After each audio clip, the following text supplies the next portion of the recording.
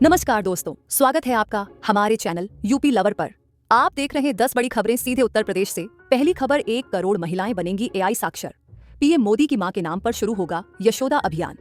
राष्ट्रीय महिला आयोग देश भर की 1 करोड़ महिलाओं को एआई साक्षर बनाने के लिए यशोदा अभियान शुरू करने जा रहा है। प्रधानमंत्री मोदी की मां के नाम पर बने इस प्रोजेक्ट की 22 मई को रुहेलखंड यूनिवर्सिटी में लॉन्चिंग होगी।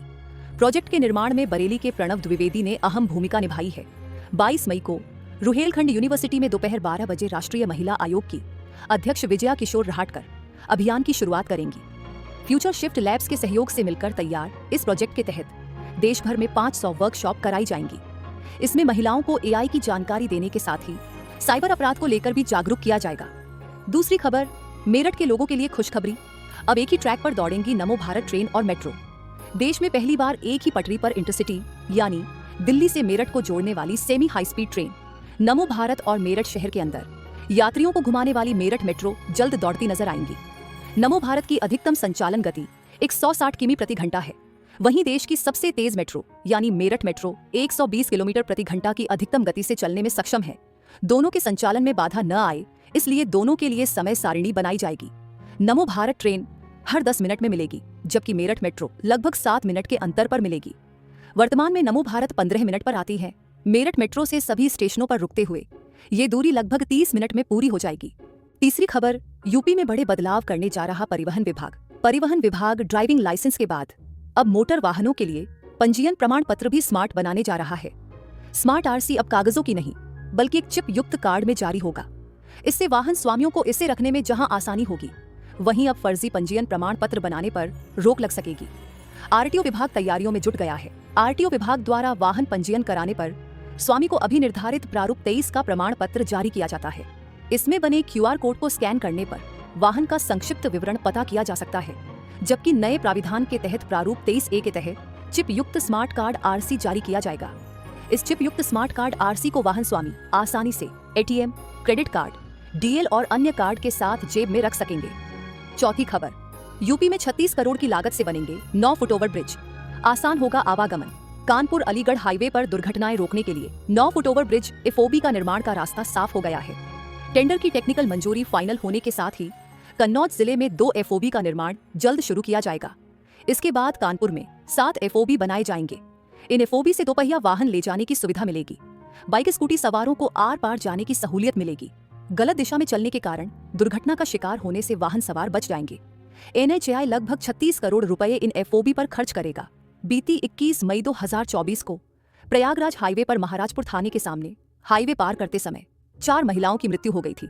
इसके साथ ही कानपुर अलीगढ़ हाईवे पर नारामुंह कट पर बीती 15 अप्रैल को 2 शिक्षिकाओं समेत कार चालक की मौत हो गई थी। इन घटनाओं के बाद हाईवे के 5 कट बंद कर दिए गए थे। पांचवी खबर, यूपी के सभी चिड़ियाघर और इटावा का लायन सफारी अब 27 मई तक बंद। समीक्षा के बाद होगा आगे का फैसला। उत्तर प्रदेश की मुख्य वन संरक्षक वन्य जीव अनुराधा वेमुरी ने बताया कि प्रदेश के सभी चिड़ियाघर और इटावा का लायन सफारी अब 27 मई तक बंद। समीक्षा के बाद होगा आगे का फैसला। चिड़ियाघर और इटावा का लायन सफारी 1 सप्ताह के लिए और बंद कर दिए गए हैं। बर्ड फ्लू के मद्देनजर पिछले सप्ताह लखनऊ, कानपुर और गोरखपुर का जू और लायन सफारी को बंद कर दिया गया था। वेमुरी ने बताया कि बर्ड फ्लू को देखते हुए आवश्यक प्रोटोकॉल का पालन किया जा रहा है। स्थिति फिलहाल नियंत्रण में है। नए आदेश के बाद से सभी जू 27 मई तक कम से कम बंद रहेंगे। आगे का फैसला उस समय समीक्षा करने के बाद होगा। छठी खबर, यूपी की 11,000 ग्राम पंचायतों में योगी सरकार करने जा रही यह काम, छात्रों को मिलेगा लाभ। उत्तर प्रदेश में 11,350 ग्राम पंचायतों में डिजिटल लाइब्रेरी की सुविधा दी जाएगी।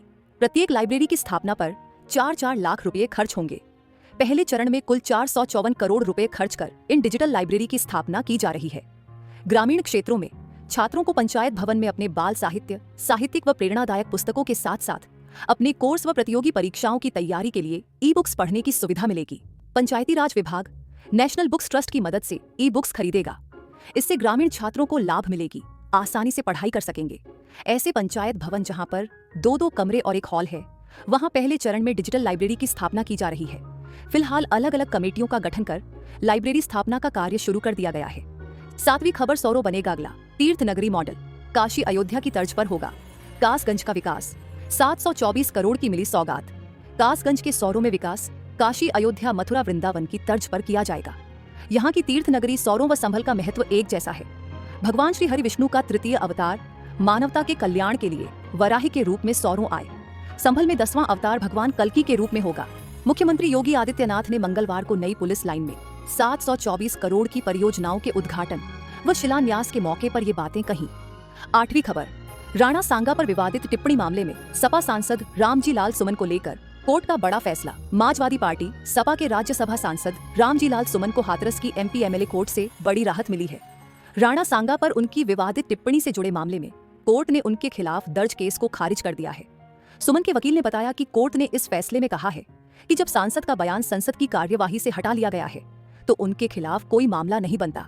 बता दें कि सपा सांसद ने रामजी लाल सुमन ने 21 मार्च को राज्यसभा में बयान दिया था कि मुगल शासक बाबर को भारत बुलाने के लिए राणा सांगा जिम्मेदार थे और उन्हें गद्दार कहा था। उनके इस बयान पर जमकर बवाल हुआ था। रामजी लाल के इस बयान के बाद करणी सेना सहित कई संगठनों ने इसकी कड़ी निंदा की और सुमन के खिलाफ प्रदर्शन किए। सोशल मीडिया पर भी यह मुद्दा गर्म रहा, जहां कई लोगों ने सुमन के बयान को ऐतिहासिक तथ्यों के साथ छेड़छाड़ और राजपूत गौरव का अपमान बताया। 9वीं खबर, प्रदेश में ITI चलो अभियान की शुरुआत, युवाओं के कौशल विकास को मिलेगा बढ़ावा। उत्तर प्रदेश सरकार ने युवाओं के सर्वांगीण विकास और रोजगार के अवसरों को बढ़ाने के लिए ITI चलो अभियान की शुरुआत की है। यह अभियान प्रदेश के राजकीय और निजी औद्योगिक प्रशिक्षण संस्थानों ITI में शैक्षणिक सत्र 2025 के लिए प्रवेश प्रक्रिया को प्रोत्साहित करने के लिए शुरू किया गया है, जो 12 मई 2025 से शुरू हो चुकी है। उल्लेखनीय है कि प्रदेश सरकार का लक्ष्य make in India, startup and stand up और डिजिटल इंडिया जैसी केंद्र सरकार की योजनाओं के अनुरूप कुशल युवा जनशक्ति तैयार करना है। व्यावसायिक और तकनीकी शिक्षा को समाज और देश के समावेशी विकास की रीढ़ मानते हुए यह अभियान ग्रामीण और शहरी क्षेत्रों के युवाओं को तकनीकी प्रशिक्षण के माध्यम से रोजगार के लिए सक्षम बनाने पर केंद्रित है। 10वीं खबर, आजमगढ़ मंडल को जल्द मिलेंगी 50 इलेक्ट्रिक बसें, आम्बेडकर नगर डिपो में बनेगा चार्जिंग पॉइंट।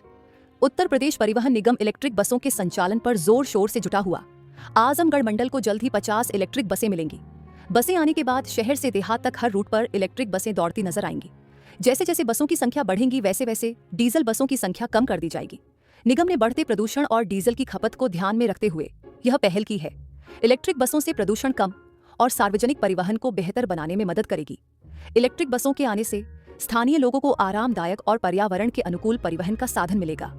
परिवहन निगम की ओर से आजमगढ़ परिक्षेत्र को द्वितीय चरण में बसें मिलेंगी। निगम में इसके साथ ही अनुबंध के तौर पर भी बसों को आने के लिए निजी मालिकों को आमंत्रित किया है। परिवहन निगम ने बसों की खरीदारी के लिए राशि भी अवमुक्त कर दिया है। धन्यवाद। अगर आपको हमारा यह वीडियो पसंद आया हो तो इसे लाइक करें, शेयर करें और यूपी लवर को सब्सक्राइब करना